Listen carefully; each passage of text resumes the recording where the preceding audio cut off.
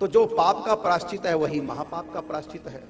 पुराणों में तो अलग अलग विधान दिए गए हैं, कर्म रहस्य, कर्म विपाक, कर्म का सिद्धांत, फल का सिद्धांत, प्रत्येक पाप के और प्रत्येक महापाप का अलग अलग प्रायश्चित बताया है। लेकिन भागवत जी में एक बड़ा सुंदर प्रायश्चित हर पाप और महापाप, चाहे महापाप क्यों ना। मांस खाना पाप है और शराब पीना महापाप है। मांस खाने से भी ज्यादा पाप शराब पीने में लगता है, हमारे शास्त्र कहते हैं। मांस खाना पापों में गिना गया, लेकिन शराब पीना महापापों में। स्वर्ण चोरी भी महापापों में। गुरु पत्नी गामी, गुरु पत्नी गामी का मतलब अपने से जो बड़े हैं उनकी पत्नी, जैसे चाचा चाची, इस तरह के जो रिश्ते में बड़े हैं उनकी पत्नी से संबंध करना महापाप, और स्त्री से गलत संबंध करना पाप। गुरु पत्नी गामी इसको कहते हैं, महापाप है।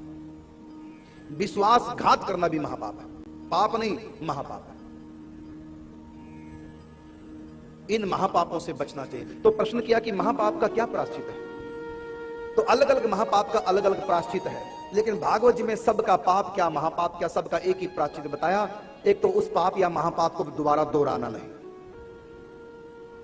दूसरा अपने बड़ों को बता दो, तीसरा अतिशय नाम जाप करो, यह बताया। कहने से पाप कम हो जाते हैं, खत्म तो नहीं होते लेकिन कम हो जाते हैं। कहमे ते चीजें कचू पापा, अपने पाप को अपने मुख से बोल दो, गुरु के सामने, बड़ों के सामने, माता पिता के सामने और गुरु के सामने, तो पापों का क्षय हो जाता है, कम हो जाता है, दंड कम हो जाता है, पाप आधे रह जाते हैं बताने से। इसलिए पापों को छिपाना नहीं चाहिए, बताना चाहिए, और पुण्य को छिपाना चाहिए, चाहे पुण्य हो चाहे पाप हो, बताने से आधा हो जाता है।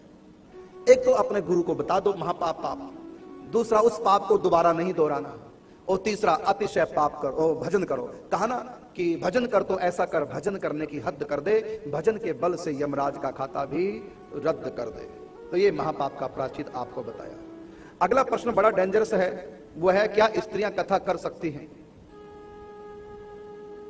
क्योंकि बहुत सी महिलाएं कथा कर रही हैं, और कईयों ने, मैंने सुना कईयों ने कहा कि कथा नहीं कर सकती, महिलाओं के ऊपर उल्टा असर होता है, वो विरोध में आ जाती है।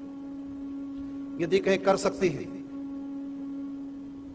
तब महिला को आजादी मिल जाएगी कथा करने की, कोई भी कर सकता, तब वो अपवित्र अवस्था में भी करने लग जाएंगे, क्या पता किसी को। कारण क्या, 6-6 महीने, साल पहले स्त्रियां कथा बुक कर रही हैं।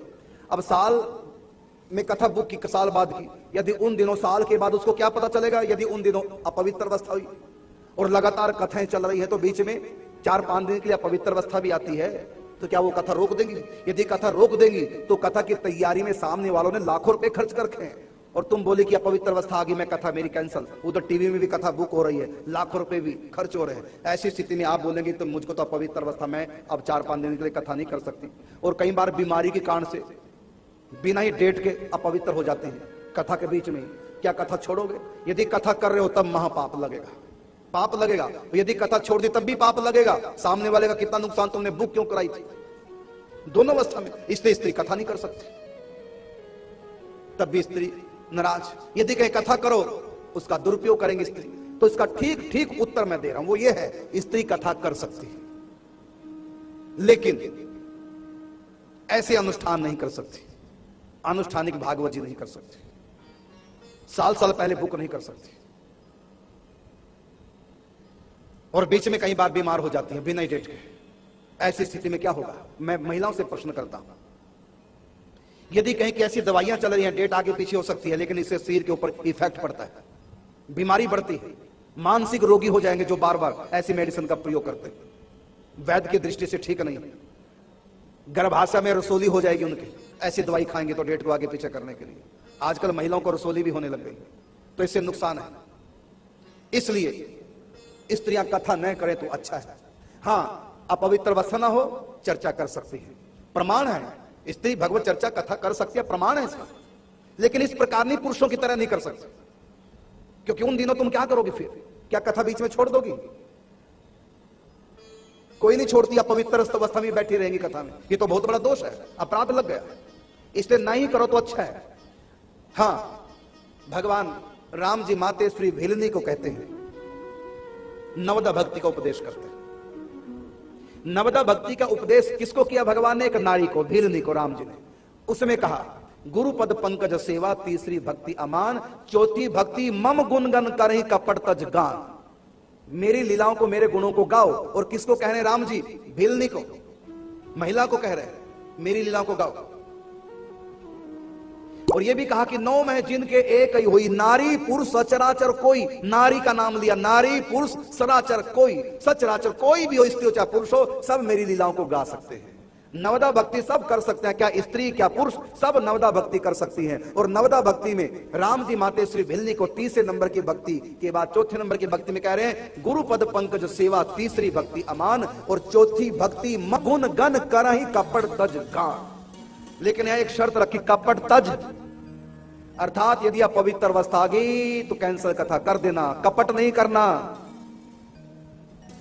कि बैठ गए व्यासपीठ पर। यह दोष है, अपराध है।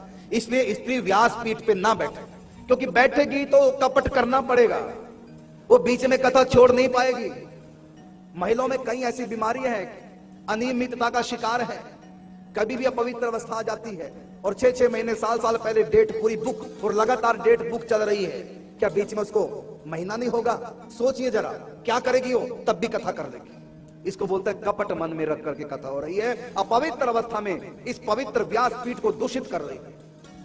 तो मैंने जो उत्तर दिया, प्रश्न था क्या महिलाएं कथा कर सकती हैं? इसका उत्तर है कर सकती हैं, लेकिन मर्यादा में रह करके। यदि कपट करेंगी, कपट तज गान, अपवित्र अवस्था, कथा कैंसल नहीं करी, बैठ गई मंच पे अपवित्र अवस्था में, बहुत बड़ा अपराध है। और इसकी सजा ये होगी अगले जन्म में जानवर की योनि प्राप्त होगी। तो स्त्री कथा कर सकती है, लेकिन पवित्र अवस्था, इसका ध्यान रखना है।